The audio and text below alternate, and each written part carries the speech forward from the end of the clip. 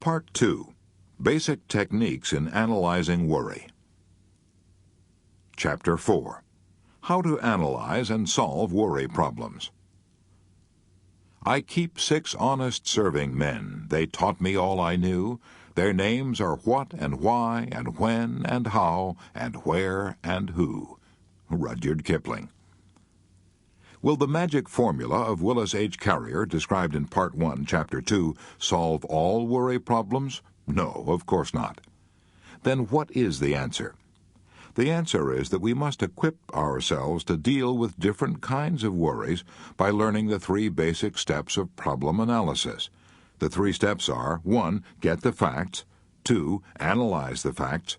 3. Arrive at a decision, and then act on that decision. Obvious stuff, yes. Aristotle taught it and used it. And you and I must use it too, if we're going to solve the problems that are harassing us and turning our days and nights into veritable hells. Let's take the first rule. Get the facts. Why is it so important to get the facts? Because unless we have the facts, we can't possibly even attempt to solve our problems intelligently. Without the facts, all we can do is stew around in confusion. My idea? No, that was the idea of the late Herbert E. Hawks, Dean of Columbia College, Columbia University, for 22 years.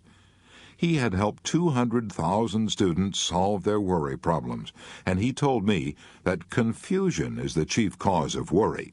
He put it this way. He said, "Half the worry in the world is caused by people trying to make decisions before they have sufficient knowledge on which to base a decision.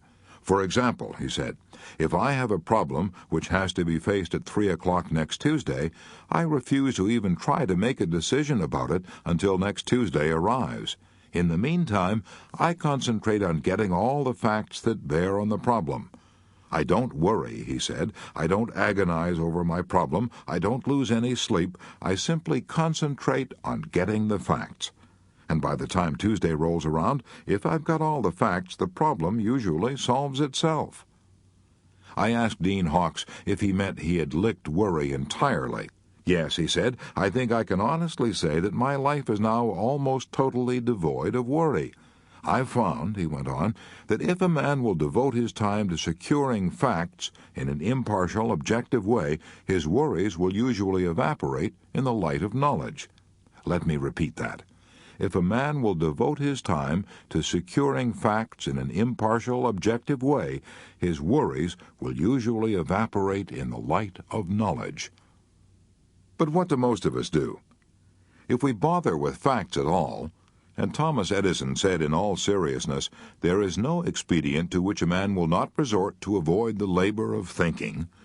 If we bother with facts at all, we hunt like bird dogs after the facts that bolster up what we already think, and ignore all the others. We want only the facts that justify our acts, the facts that fit in conveniently with our wishful thinking, and justify our preconceived prejudices. As André Maurois put it, everything that is in agreement with our personal desires seems true. Everything that is not puts us into a rage. Is it any wonder, then, that we find it so hard to get at the answers to our problems? Wouldn't we have the same trouble trying to solve a second-grade arithmetic problem if we went ahead on the assumption that 2 plus 2 equals 5? Yet there are a lot of people in this world who make life a hell for themselves and others by insisting that 2 plus 2 equals 5, or maybe 500. What can we do about it? We have to keep our emotions out of our thinking, and, as Dean Hawks put it, we must secure the facts in an impartial, objective manner. That's not an easy task when we're worried. When we're worried, our emotions are riding high. But here are 2 ideas that I've found helpful when trying to step aside from my problems in order to see the facts in a clear, objective manner. 1. When trying to get the facts, I pretend that I'm collecting this information not for myself, but for some other person. This helps me to take a cold, impartial view of the evidence. This helps me eliminate my emotions. 2. While trying to collect the facts about the problem that is worrying me, I sometimes pretend that I'm a lawyer preparing to argue the other side of the issue. In other words, I try to get all the facts against myself, all the facts that are damaging to my wishes, all the facts I don't like to face. Then I write down both my side of the case and the other side of the case, and I generally find that the truth lies somewhere in between these two extremities. Here's the point I'm trying to make. Neither you nor I nor Einstein nor the Supreme Court of the United States is brilliant enough to reach an intelligent decision on any problem without first getting the facts. Thomas Edison knew that. At the time of his death, he had 2,500 notebooks filled with facts about the problems he was facing. So Rule 1 for solving our problems is, get the facts.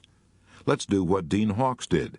Let's not even attempt to solve our problems without first collecting all the facts in an impartial manner. However, getting all the facts in the world won't do us any good until we analyze them and interpret them.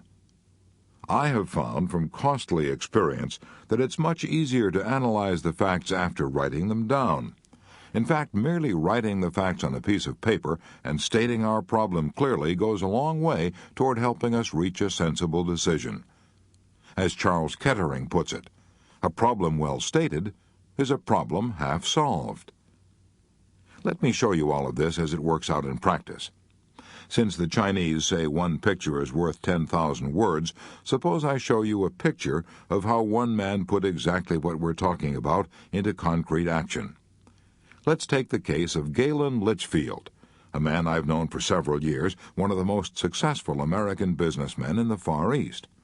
Mr. Litchfield was in China in 1942 when the Japanese invaded Shanghai, and here's his story as he told it to me while a guest in my home.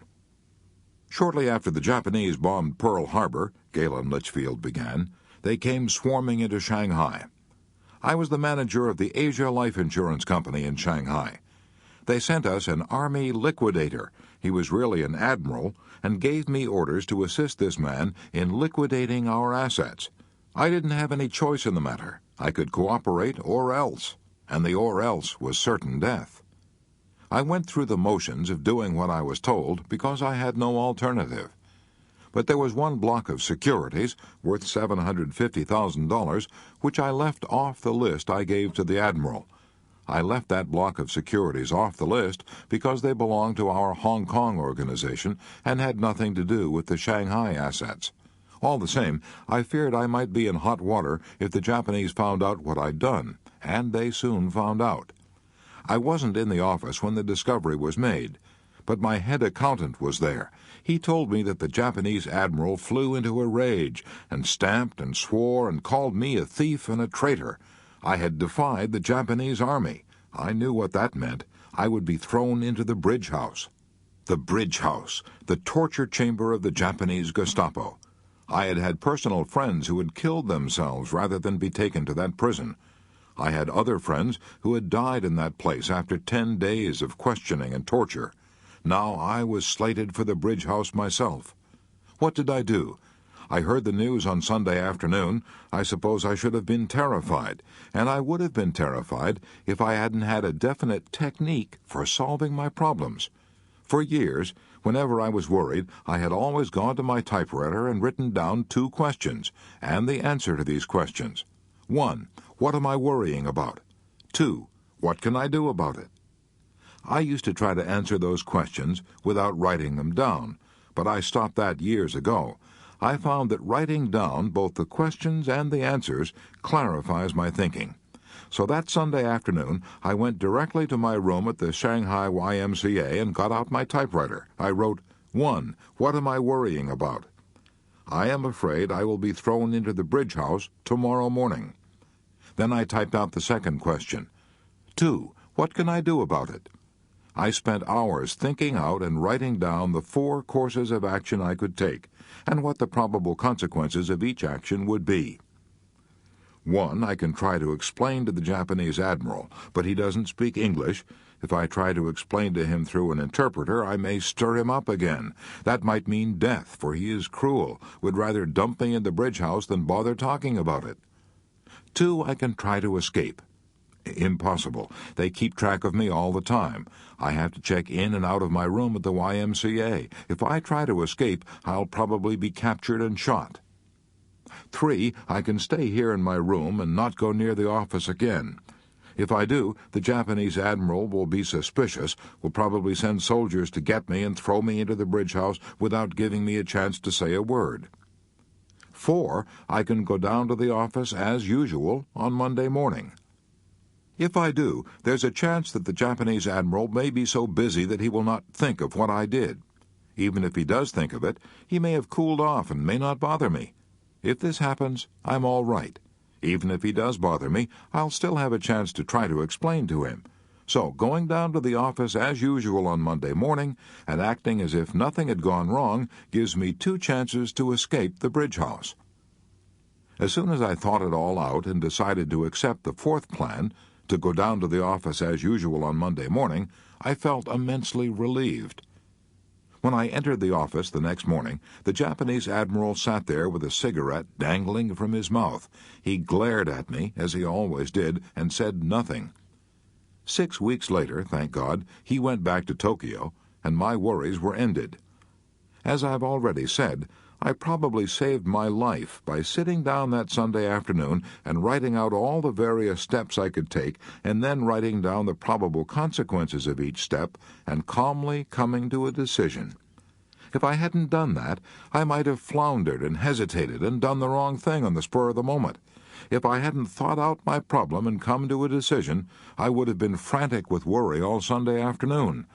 I wouldn't have slept that night. I would have gone down to the office Monday morning with a harassed and worried look, and that alone might have aroused the suspicion of the Japanese admiral and spurred him to act. Experience has proved to me, time after time, the enormous value of arriving at a decision. It is the failure to arrive at a fixed purpose, the inability to stop going round and round in maddening circles, that drives men to nervous breakdowns and living hells. I find that 50% of my worries vanish once I arrive at a clear, definite decision, and another 40% usually vanish once I start to carry out that decision. So I banish about 90% of my worries by taking these 4 steps. 1. Writing down precisely what I am worrying about. 2. Writing down what I can do about it. 3. Deciding what to do. 4. Starting immediately to carry out that decision.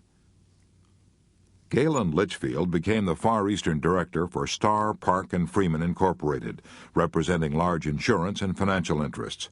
This made him one of the most important American businessmen in Asia, and he confessed to me that he owed a large part of his success to this method of analyzing worry and meeting it head-on. Why is his method so superb? Because it's efficient, concrete, and goes directly to the heart of the problem. On top of all that, it is climaxed by the 3rd and indispensable rule: do something about it. Unless we carry out our action, all our fact-finding and analysis is whistling up wind. It's a sheer waste of energy. William James said this: "When once a decision is reached, and execution is the order of the day, dismiss absolutely all responsibility and care about the outcome."